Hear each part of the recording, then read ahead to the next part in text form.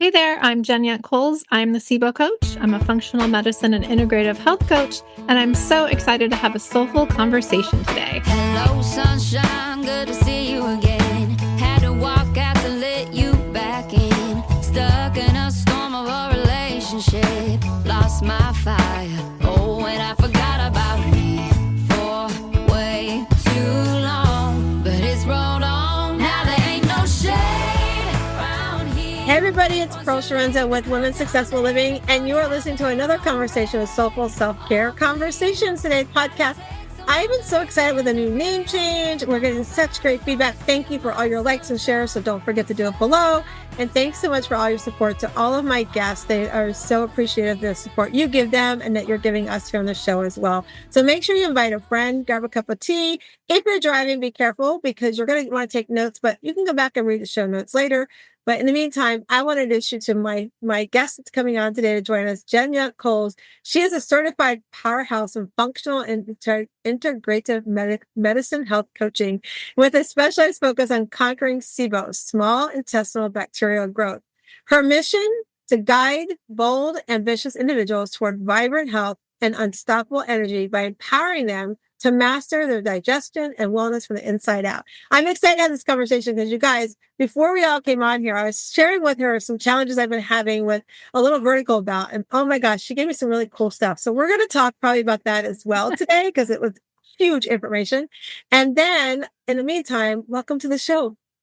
Thank you so much, Pearl. I know we've kind of been back and forth for trying to connect over the last few months, so I'm so glad that we finally get to be here together. Yes, me too. I always feel like it's like in God's timing, right? It's how it's supposed to be, the way it falls out. Just like when I coach my clients, I remind them everything is in the perfect timing. So I'm so excited to have you here today. And so Jen and I were talking ahead of time. She listened to the show, so she's got a sneak peek at the first question we're going to ask her. So we're going to dive right in. If you're new to the show, thank you for listening. One of the things that we always do on the show is I think it's fun to go back and think about how we were as kids, that little girl, Jen, when she was growing up, like what was she like growing up? What was her aspirations? What did she want to do when she got this big adult world we're in today? You know, I always share the story, my story, because I got to live by example about how when I was little, I thought I wanted to be this elementary school teacher, and I never had the opportunity to go the path that would lead me there. But jokingly, I say, I think I'm teaching the kids I would have taught in elementary school just in their adult life now to teach them to be that kid again, right? So, Jen, what about you? Like, what was life like growing up for you? What did little girl Jen want to be when she grew up, and how is she showing up today? Yeah, that's such a great question. And I didn't really think about preparing it before I got on the call today, but I was just thinking about it now. I was raised in a military family, so we had a lot of rules to follow. So I was always kind of a little bit of a rebel. And also, I think that sort of fed into whatever predisposition I may have had for, having anxiety and kind of being a perfectionist. So a lot of my childhood looked like that. But on the flip side of that, I was also very imaginative and creative. And I think that that is what I'm trying to grab onto as I'm an older person now and try to get back to some of that. I think as a child, I always had big aspirations. Of course, I wanted to be all sorts of things. I wanted to be like a makeup artist for movies or a lawyer. I mean, it was kind of all over the place. And then when I got out of high school, I went to nursing school for 3 days and then I dropped out because I was a little bit too overwhelmed. But I think that drive to help people feel better, I think has always been there. And so that's where I am now as a health coach. Okay, we have something else in common. I grew up as a Marine Corps brat. So, we didn't move around as much as my dad did 3 tours in Vietnam. So our moving around was North Carolina to upstate New York because you got kicked off a base back then when your spouse went to war. So we go stay with my granny in upstate New York till my parents bought a house. But same kind of thing. We had regiment, we had rules. I was the oldest, so I don't know where you fall in your family, Jen, but I was like the example. Again, that's where my people pleasing came from too, because I was expected to follow the rules, be the example. Don't let your brothers and sisters break any rules. And so if you're not breaking rules, they shouldn't break rules, right? Yes, I was also the oldest, and both of my parents, interestingly, are the oldest of each of their families. And so I think there were probably a lot of expectations and high standards there. But Right. definitely, as I've grown older and wiser over the decades, I've learned about this whole people pleasing and helping other people before myself sort of thing, and um, how that plays into gut health, for instance. Actually, so it's a big conversation that I'll have in my practice as well. Yeah, Yeah, and it's interesting too, like that caregiver you talk about, nursing school and dropping out, but it still was like that piece that was in you. And that's why I always ask the question, because when we're younger, there's part of that, like that's, and I tell my clients when I coach my clients, you need to be mindful of what you're saying. The example is around your little kids, because they're going to follow some of that path in their lifetime. So as that little us, that inner child, Jen and Pearl, we had these things we want to do as we grew up, and they show up differently than we thought. Like I said, I was going to be an elementary school teacher. I'm not doing that, but here I am coaching. yeah, I thought I yeah, wanted to be, a stay-at-home mom. I did that for a little while. It was not fun. So I found a way to have a business while I was doing that as well. yeah, But and it's okay. The whole point too behind that is that it's okay for it to be different than when we were growing up, because sometimes in our life, with some listeners, they were told you're going to do this when you grow up, and especially in some cultures, because they want their kids to be successful. They want them to go be doctors or whatever that is. But then they realize, I don't want to do that. I want to be a yoga instructor. That's okay. But, there's that pressure as well. I want yeah. to dive in. So the other thing I want to dive into right away is I want to start with your Shiro story, because it leads to why you're doing what you're doing today. And that's, you called it your digestive distress and your broken heart syndrome, along with other mishaps you've had. You and I were talking before: car accident, traumatic brain injury, mold exposure. Oh my gosh, we'll talk about that too. I've got a friend that I'm very worried about her mold exposure. But, Yeah. tell us like that, give us some background on how that led you to, I mean, I can imagine when we take control of our life and our health, it starts like we start really getting into it. And we want to empower and change the world, right? So how did that shape you into leading where you are today? Yeah, it's been a process. Obviously, not all of these things happened to me at one time or happened for me. It depends on how you look at it, right? Even just a childhood of, digestive distress. I think I was just an anxious child in general. um, had all kinds of viruses when I was young. I was a preemie and I wasn't breastfed. So, we know a lot more about the microbiome and all of that and the importance of that whole birthing process to help babies get on the right foot, right? So I think maybe perhaps I, came into the world a little bit behind the game. So, I kind of went through my childhood and teeny years trying to navigate all the stomach aches and all of that. And by the time I was in my later teens, I started self-medicating with like, Mylanta and Pepto and ibuprofen before school and all of those kind of things. And finally going to college and meeting different types of people who are asking questions, because that's the part, that phase of life where you're starting to ask more questions and explore new things and meeting different people from different cultures and all of that. I think that was probably one of the first catalysts for me to start learning more about my body and my specific needs. And that kind of manifested itself in, learning that I was lactose intolerant, and then eventually learning that I have an antibody reaction to a very specific wheat protein. So it's not necessarily gluten, but still I avoid it, right? And so learning things like that so that I could like slowly build on that. And then, like you mentioned, like a car accident led me to trying to figure out what are some alternative ways that I can manage my pain, because I was having a lot of chronic pain from the accident.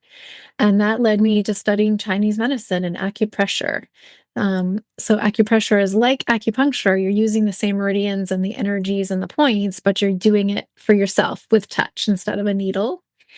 And, so that kind of just, everything kind of built on itself, right? So then I had my children back to back, really close together.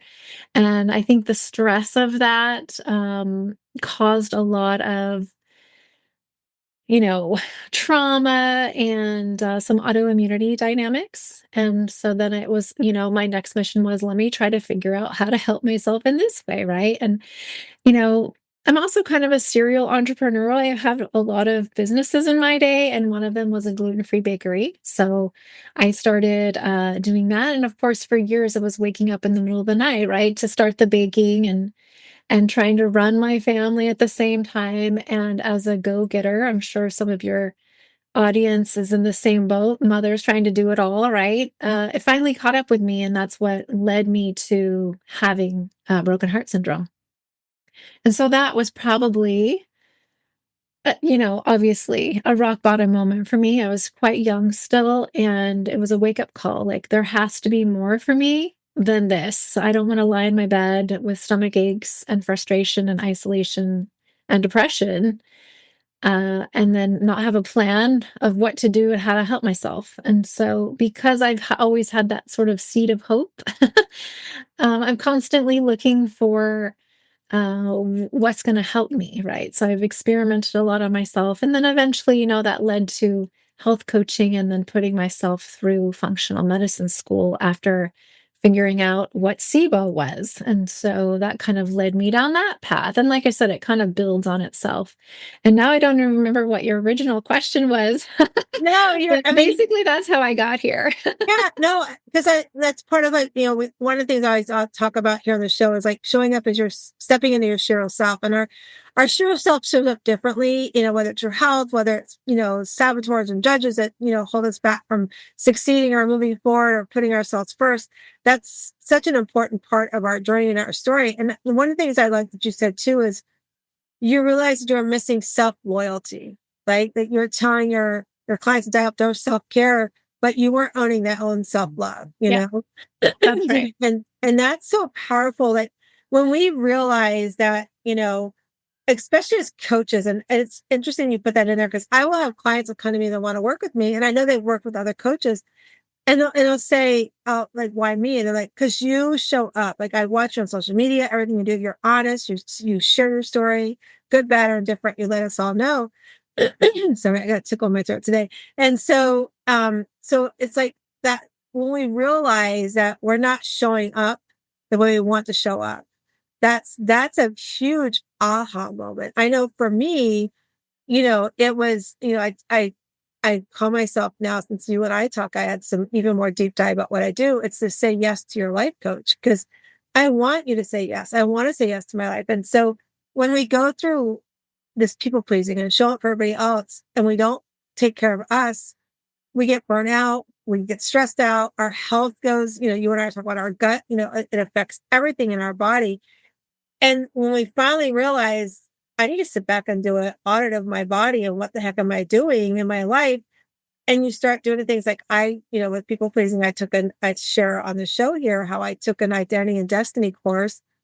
At the end of 6 weeks, we had to give our I am statement. I still said I was all my titles, right? And I know we were recording you before we got on. So the listeners that are coming on, we always do this intro call and Jen recorded it. And, we could do, if I did bloopers, it would be a lot of fun. But I'm not going to do a blooper to Jen. But one of the things that struck me when Jen said it, she didn't say it with this intro, was you said who you are, what you do, then you shared your titles, right? And mom and those things. And the thing is we tend to forget to do that. We tend to forget to show up for who we are and what we love to do. And then the titles, right? And then so that leads to burnout. That leads to, like you said, not like, and I'm just going to say, the missing the self loyalty, like what you said. We need to dial up our self care, but we forget we self care everybody else. And even if you're not a coach and you're listening to us right now, I'm sure there's somebody that's watching or listening to us and saying, yeah, I show up for everybody else, but I forget me. Yeah. And so that's where you need to make that switch. You need to start doing something to do that. So as you went through this, I mean, like you said, it didn't all happen at one time. It happened over time. And then you went on this journey to, start doing something about it, getting your health coaching and all that.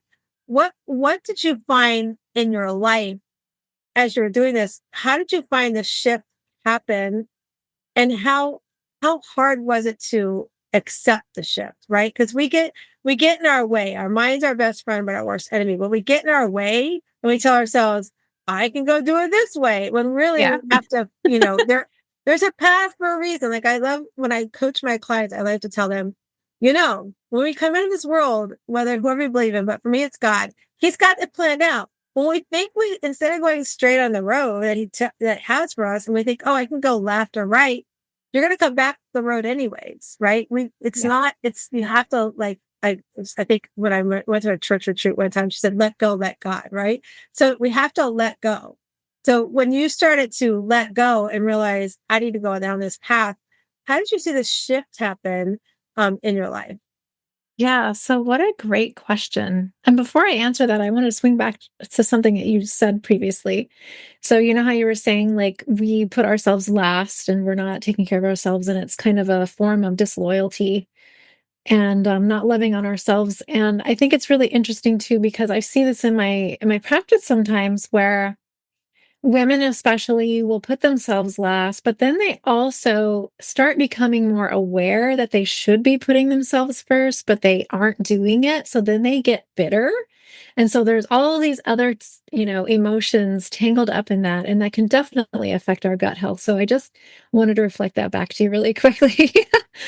I think as far as this journey and the shift goes, I'll be honest. I think it was kind of like a part A and a part B. So when I had broken heart syndrome, my kids were still really young. We were doing travel soccer and I was dealing with a SIBO, but I didn't know it was SIBO at the time. And, just really felt like I was malnourished and kind of, like an untethered balloon and just kind of like floating around and trying to find answers and just anxious and depressed, really, and felt alone because my doctors were really kind of dismissing me.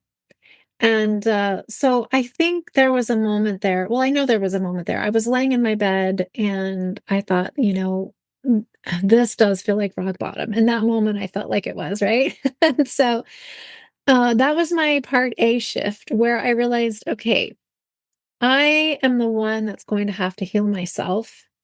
There isn't anyone else who's going to show up for me. That's already been, shown to me by my doctors, right? And unfortunately, as much as and as kind my as well, I'm tripping over my words, as kind as my husband is, he just didn't really get it. And, typically men just want to fix the problem. And so when they don't know how to fix the problem, they kind of back up a little bit and kind of check out a little bit because emotionally they don't know how to help, even though that's the thing they want to do. So that was kind of the first moment of realizing, oh, I really have to take ownership of this. And so what am I going to do? So creating a plan for myself is the way that I did it. In hindsight, I wish that I had reached out more to friends and family to help because I did kind of take that on alone and it was kind of heavy to carry. Right. And so years go by, and I'm figuring out my first taste of functional medicine with a new practitioner and learning about what SIBO is. And then that dove me into a whole nother rabbit hole. I'm kind of a research science brain type of person. And so that led me to functional medicine school and, growing my business and helping people with SIBO. And even within that journey, I was still not walking my talk. I know how to help and teach and guide and educate my clients, but I wasn't living the balanced life that I should have been. And so, and speaking to what we were talking about before we started recording, the head injuries and things like that, I was going, working on a home renovation project with all the other things going on in my life, being a mom and kids getting ready to go to college and running my business and all the things. And I blacked out and I fell and I hit my head. I was up at a height in my kitchen and hit my head on a quartz countertop. And luckily, my son happened to be home that day, which normally he wouldn't have been. And he found me and called 911. So that was my part B shift because it took me a year to overcome those concussion symptoms. I had to slow my business. I really had to make my health and well-being and sanity a priority because I just realized, well, one, maybe the universe is telling me something like, hey, Jen, you better slow down. And then, it's a constant reminder to myself every day. Like I get up and I say, okay, what do I need today and how am I going to get it? And I think about how I'm going to take care of myself that day before I even leave my bedroom and get ready for work. Because if I don't, it's all downhill from there because I'm constantly doing, and I have to remind myself it's time for a break. And oftentimes I'll hear my mom's voice. She has a very thick Southern accent, and she'll say, Jenny, you need to give yourself a break.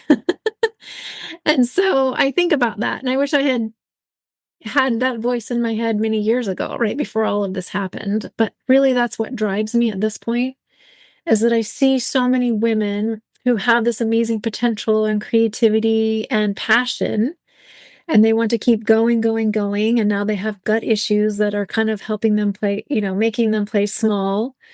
I'm now on the scene. At first, I was just kind of focused on what was happening in the gut, but really my bigger message now is how can we still achieve those things without sacrificing our health, and how to actually optimize our health so that we are in a better place to achieve those things. So that's really where the shift, I think, has come for me personally, but also in my practice.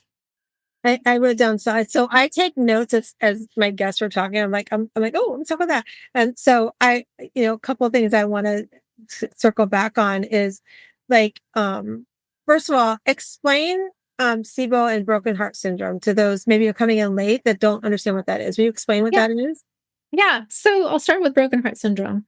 The fancy name for it is, and it's always a tongue twister, so bear with me here. It's Takotsubo myocardiopathy. Okay, so essentially, you're having all the symptoms of the heart attack because you're now having this inflammation of the heart. Like for me, I had the chest pain, the back pain, it went up to my jaw, down my arm, all those, the nausea, all of that kind of stuff was at play for me. But usually it happens for typically older people. For instance, someone who has lost their spouse after 60 years of marriage, it's just so devastating. They don't know how they're going to breathe. That kind of trauma or stress. And so for me in my early 40s, having that happen was a wake up call. And we're actually seeing more of it, unfortunately, now post COVID and vaccines, unfortunately, because it did cause some inflammation and myocarditis for some people. SIBO, SIBO, stands for small intestinal bacterial overgrowth, which is also a mouthful. And SIBO can happen for a number of reasons, but some of the more common reasons are things like antibiotic use, because it shifts the microbiome, a bout of food poisoning, very common, surgeries, or having things like your gallbladder removed, because then you don't have that good bile flow to act as an antibacterial. But the most common one I see, especially for SIBO and SIBO relapse, is stress. Because when we're stressed and we're stuck in that fight or flight, we aren't prioritizing digestion and what we call the migrating motor complex, which is the thing that sweeps the food through. And so we end up with things like SIBO and an imbalance in the gut. Notably, we're also seeing, and I'm seeing this more in my practice too, women who have been on things like Ozempic, because it's essentially slowing down your digestion so you feel fuller longer. But when you don't have that optimal cleansing wave or sweeping through of food and bacteria, it starts to accumulate and can start to ferment, and then you've got all kinds of issues. Yeah. Thank you for clarifying that. That's really interesting. Like the broken heart, I've heard broken heart syndrome, but I would just want to make sure everybody understood that. But I didn't realize like that, there's so many things that since COVID, like are coming up. I mean, my son, Nate, like he got the shot and he's had some heart things come up too for him. He's only 25. So, I'm very aware of that. I go into my doctor's office and I'm like, okay, doc, this is what we're going to talk about, because that's the next thing I want to go to. Like the doctor's dismissing, I'm like, this is what I want to talk about. This is the things I want. And it's funny because my husband and I go to the same practice, and it's a husband and wife practice. I see the husband, he sees the wife. The husband, I go in and I'm like, here's my list, here's what I want to do. And my husband goes in, and so one point, I know you and I were talking before about the vitamin line that I love to use isotonics in what I do. And so, Chuck all of a sudden's like, I'm not taking your vitamins anymore. They got too much sugar. I'm like, Charles, it has a sugar of a grape. It's not that much sugar in it, right? So he's taking the vitamins. There's a lot of pain. He couldn't find out 4 years later he needed double hip surgery. So we just finished up his second one. But so I'm like, I'm going with you to the doctor today. I'm going to go and talk with Dr. Narani. So we go in there and she's, we're talking and I'm like, doctor, he's not taking his vitamins. She goes, well, I don't really believe in vitamins, so it's okay. I'm like, I was like, so and I love her to death. They're amazing. They're amazing doctors. And then fast forward, like I'm all, I went in there, I couldn't see him, I wasn't feeling good. She looked at my blood work and she's like, Pro, I think it was something with my cholesterol or something. I see this number here. We really should put you on such and such. I'm like, I just looked at her. She goes, I know you're going to talk to my husband first, right? I go, yes, I'm going to talk to him first. Cause usually, I go in very, so I remember when I went in to go see him after that, he's like, you were a topic of conversation at my dinner table a couple of weeks ago. I'm like, I was. He goes, yeah, it's time you go on the medicine. My wife was right. I go, are you saying that just because you don't want to be in her bed? He's like, no. But that's what I love about them is that neither one of them dismiss us, and we have to. It's the one thing I said to my son. So talking about his heart, they sent him to a cardiologist to do the heart monitor. Well, first they tell him, oh, we don't have it yet. It took him a month to get a heart monitor. I'm like, Nate, do you understand that's baloney? Do you understand that I could go in there at 60 years old, I can get that heart monitor. You could go right behind me and they'd tell you don't have it. Number one. Number two, when they put it on him, they didn't tell him to push, they didn't give him instructions to push the button. He just had it on, thought, oh, it's going to do what it's supposed to do. So when he brought it back, they said there was he wasn't recording. Yeah. Yes. And so he's like, well, you didn't try to push the button. So instead of giving it back to him, they said, well, you're fine. I'm like, Nathaniel Everett, you need to take control. I go, those doctors have 15 minutes with you. That's it, So I got really frustrated with them. And so I'm like, you got to learn at 25 years old. I'm going to let you take care of your health. You got to learn. But and for those that are listening, never, ever, if you feel like get second opinions. Like I actually have I have they call it an aneurysm, but there's another name for it. The short name is aneurysm, but I have one of my valves of my heart and I have one in my stomach.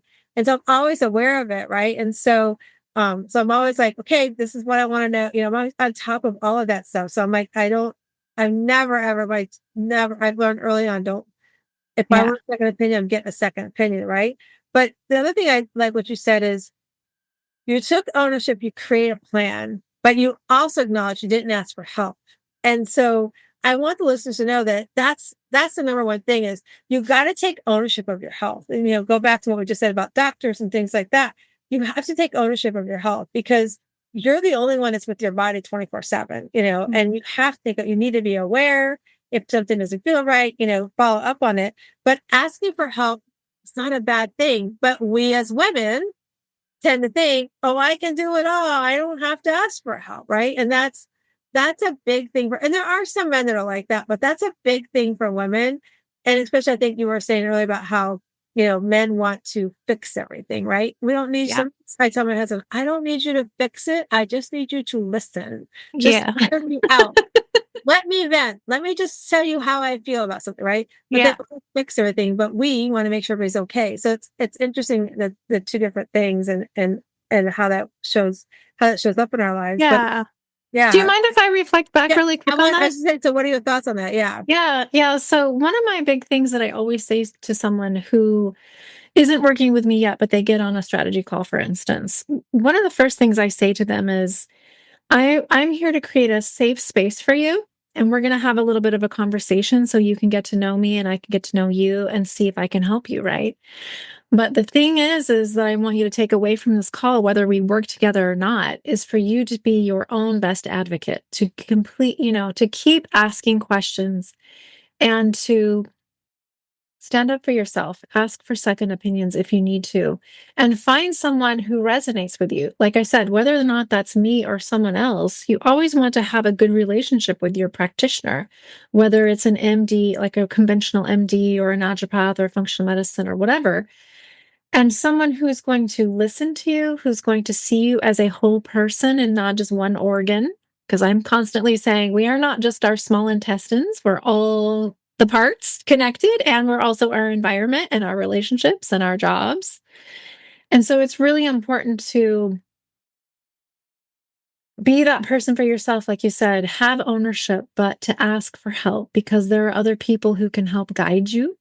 Obviously, no one else is going to fix or heal you. That's your responsibility. But sometimes we need help. Even as coaches, we hire our own coaches and medical team people, right? So it's important for us to think outside of the box that way.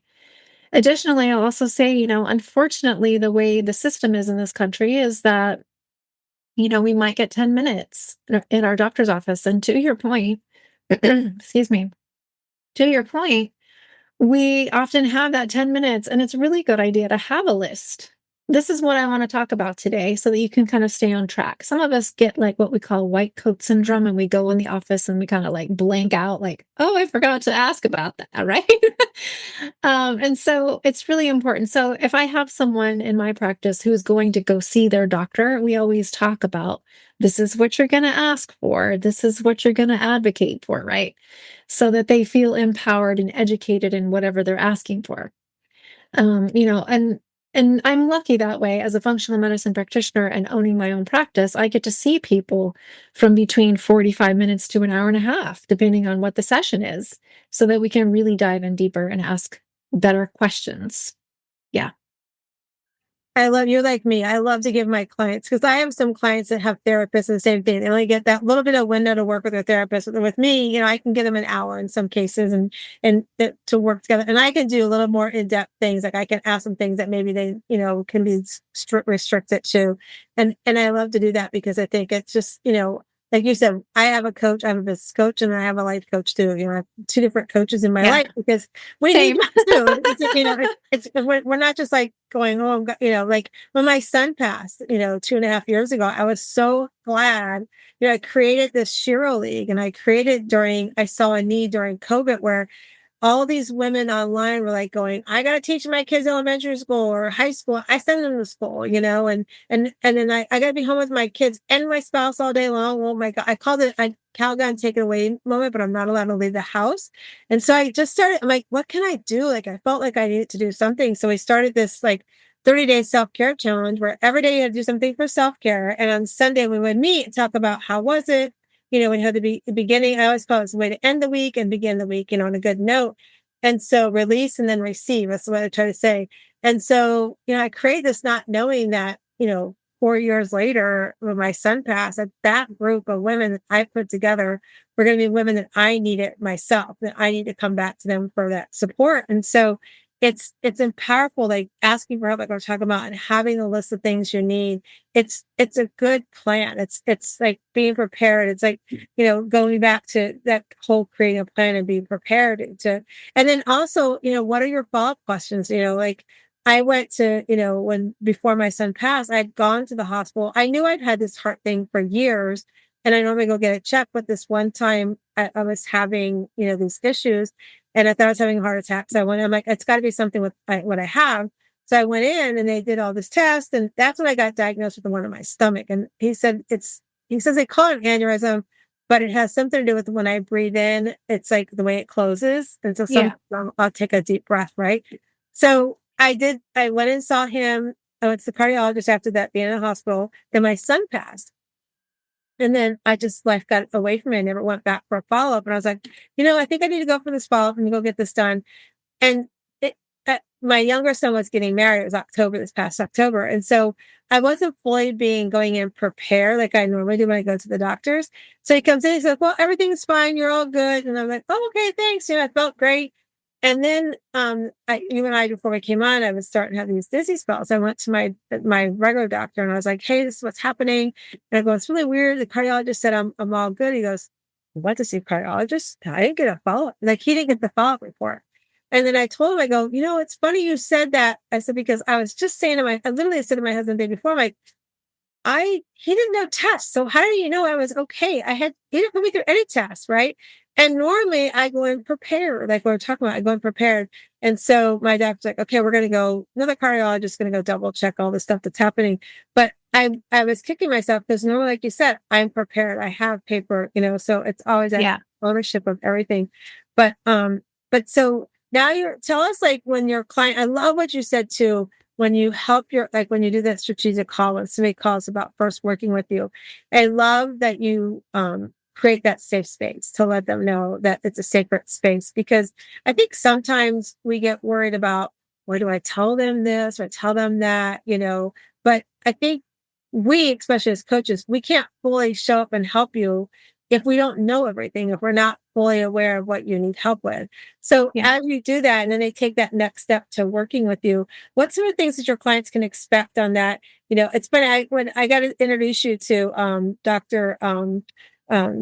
a doctor over here in Tarpon Springs, because she is amazing, and we call her the what do we call her? Gut doc. It's not the gut doctor. When she talks about gut all the time. I need to put you Uh-huh. guys together. But Yeah. so tell me, like, what's that journey like for you when, as a client comes in, what can they expect after they do that call? They know I mean, who doesn't want to work with you when they first talk with you, right? So you're so knowledgeable. What can they expect from that?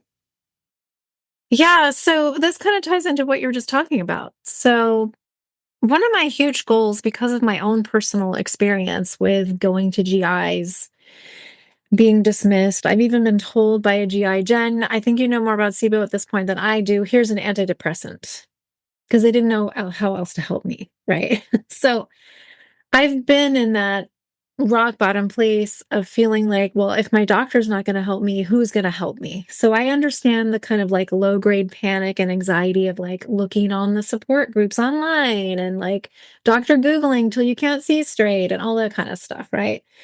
And feeling isolated because you're not walking around with a cast on your arm, but you've got this ongoing digestive issue that's keeping you isolated, causing brain fog, keeping you up at night. You're not sleeping well. You don't feel good, right? But it doesn't present all the time on the outside. And it's for women, especially, a lot of silent suffering. So that's part of why I like to create that space at the very beginning and say, hey, you know what? I've got you, because I've been there. I went through it for decades. I was completely malnourished. I couldn't, leave the house at times because I was in toilet prison, because, it's just like all of these things that affects your relationships. I couldn't be intimate with my husband because I felt gross and bloated and all the things. And so I like for people to know that I get what they're talking about, right? So that's part of it. I think one of the things that my clients will often say after they've gone through my program is that they appreciated the education and the empowerment that I provided. And that goes for everyone, especially, I mean, even those who didn't get 100% better, because they felt more empowered to keep going and move on, right? And so obviously the goal is to help people feel better at the end of our time together, especially right at the beginning. I like to kind of get some rapid relief so that they get, you know, that catalyst that they need to keep going and have trust in their body's ability to heal itself. It's really important to have that kind of rapid relief at the beginning. But when folks come in, I think that was your question. What does it look like? Um, if someone comes to one of my strategy calls and they're like, "Hey, Jen, I want to do this," we kind of start onboarding them, and I have like a 6-month program because, when I first started working with gut issues, I thought, 3 months is probably good. But I would see people kind of slide back to their old lifestyle habits, or things would come up in life. I mean, 6 months is a good chunk of time where seasons are changing and, jobs might be changing or you might be moving. And so we can always reset if we need to. The other thing too, in that 6 months, is that I'm talking about so many other things besides just a gut microbiome, right? I'm talking about the gut brain connection. I'm talking about sleep. I'm talking about mindful eating, like habits that they can implement and take with them after the fact so that they keep healing on their journey. And so that's kind of what it looks like. Sometimes we'll have conversations about their relationship that they feel like is not supportive, or a conversation that they need to have with their boss. Obviously, I'm not a licensed therapist, but these things come up in a coaching session because they affect your gut health and vice versa. So that's kind of what it looks like. Yeah. That's so cool. We're very similar in that our approaches, because one of the things too is like educating. I know when I first started on this journey, I was just health and wellness. That's all I did. It was just help my clients through a very strict regimen, weight loss program that I had done myself and lost my weight with. And I've pretty much been doing really well with it. And I would have clients go, Pearl, can you talk to my friend? Because, it was a program where you couldn't have any carbohydrates. And so if you had one, it could set you back, and the lady who owned the clinic that I work with, if they went to go see her, you're made to feel like you're at the principal's office. For me, I was like, okay, so what was happening? Like, where was going on? I wanted to know about the emotion behind the choice, right? And so that's when they started going, well, they would tell me when we walk through, okay, when that emotion comes up, here's some things you can try, different things like that. So I started referring friends. Will you talk to my friend? She doesn't need to lose weight, but like, you're so like, you get it. You understand things can happen. So after like, probably a good month of tea dates with people, I was like, okay, I got to do something. And that's where I went on this journey to become, a say yes to your life coach, because I realized I too was a people pleaser, that I was showing up for everybody else instead of for me, and how it was affecting my life, how it's affecting my health, and then when my son passed 2.5 years ago, I realized like I started putting a lot of my weight back on because the emotional eating and all of that, I had to like dig deep back into my toolbox and like, okay, get this back under control. This is dangerous for you, and taking that control. But to understand in life, we have to remember, like we're talking to, is we're going to have those things come up, but to have somebody like you, somebody like me that can come back to and go, I need to check in. I need to check back in on ourselves. It's so important. So I love the work you're doing. I think it's so important that, our gut health is, oh my gosh, so amazing that It's and we don't foundational. realize it does. We don't realize how much it affects us. Like, it's just so crazy. It's funny because I had a different name for my company when I was just doing health and wellness. And so people will look up stuff like they'll want to do a colon cleanse, right? And for some reason, my my my husband now has my old office number. We switched over to his business.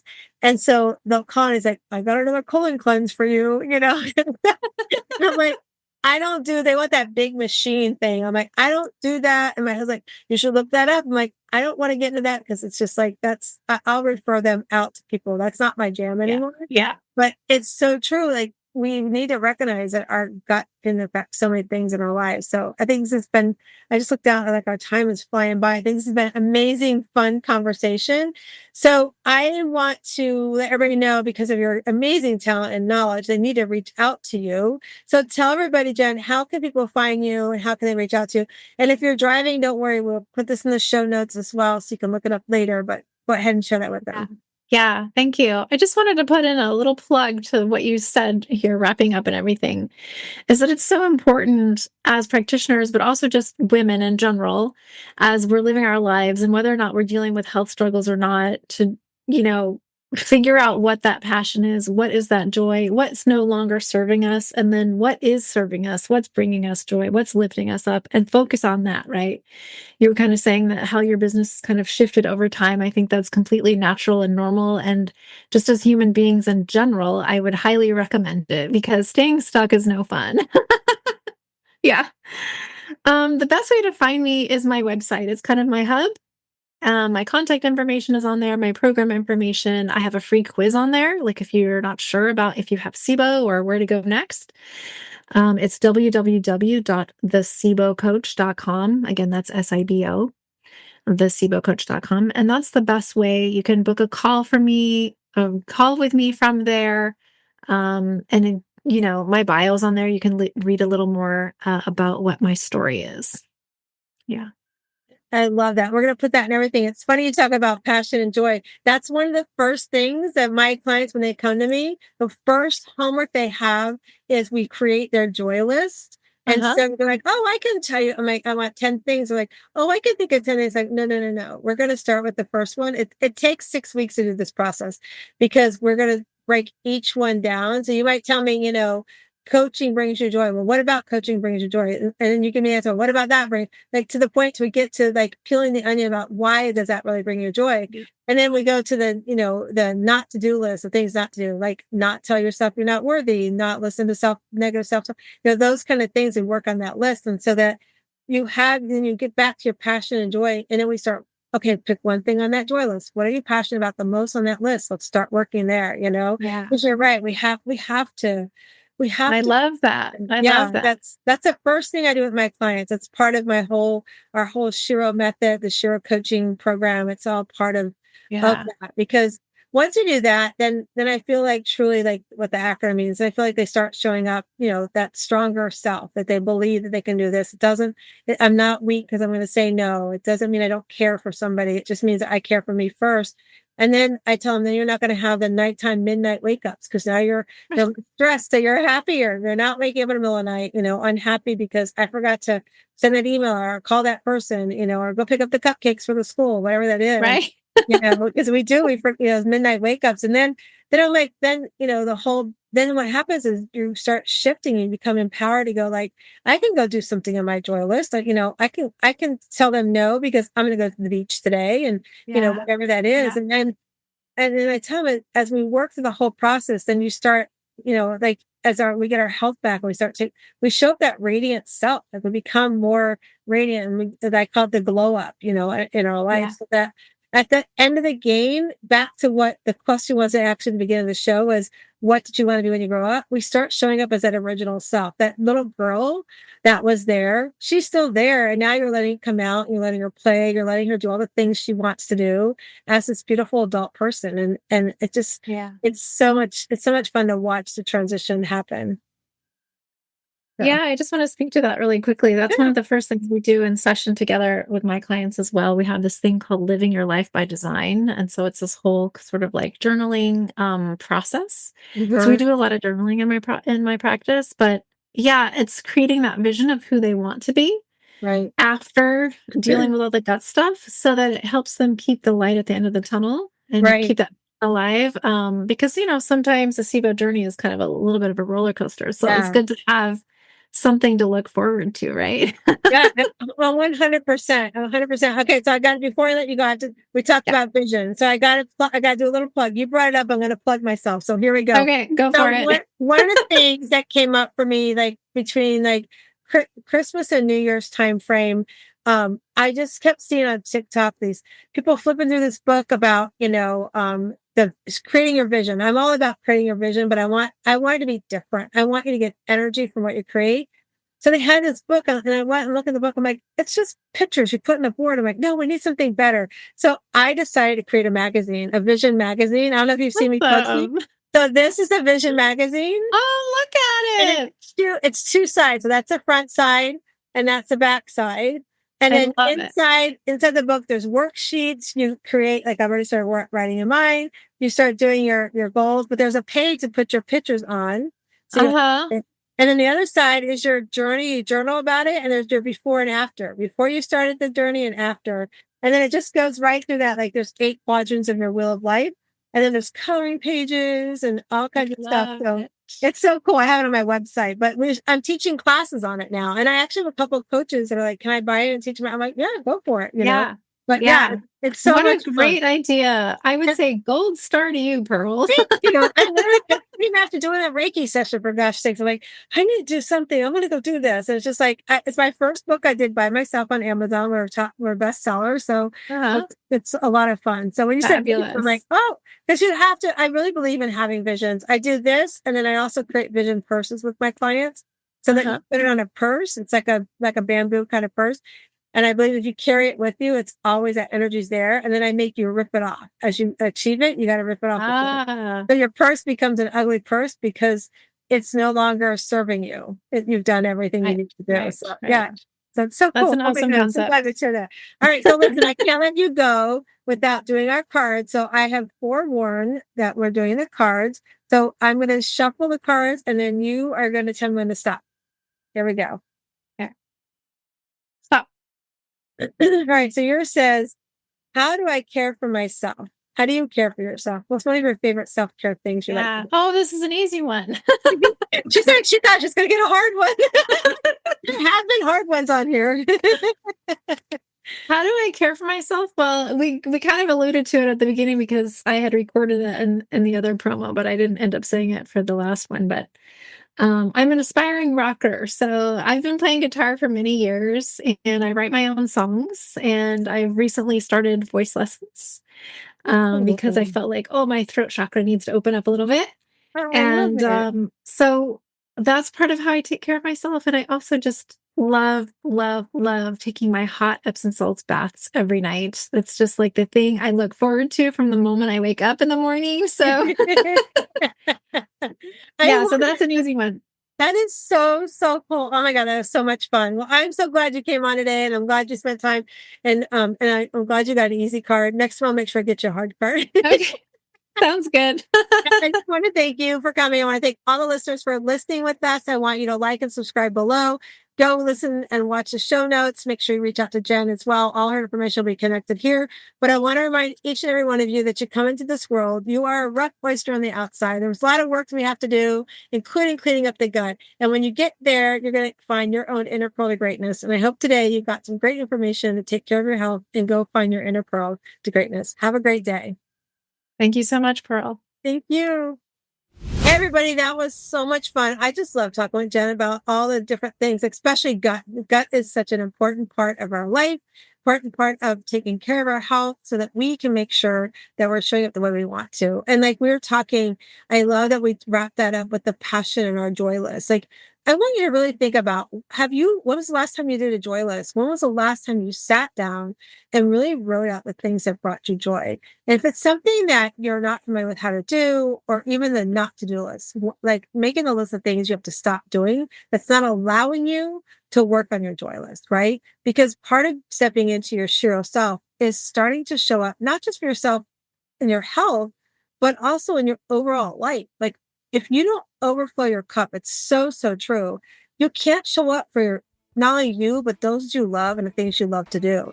So if this is something you're struggling with and you're like, what the heck is a joy list? Like, or I want to dig deep in my joy list, down below, you can reach out to us. There's some information to reach out to me. I would love to help you and talk to you about how you step into your shiro self. Or you can just go to wsliving.com and reach me there. Again, wsliving.com.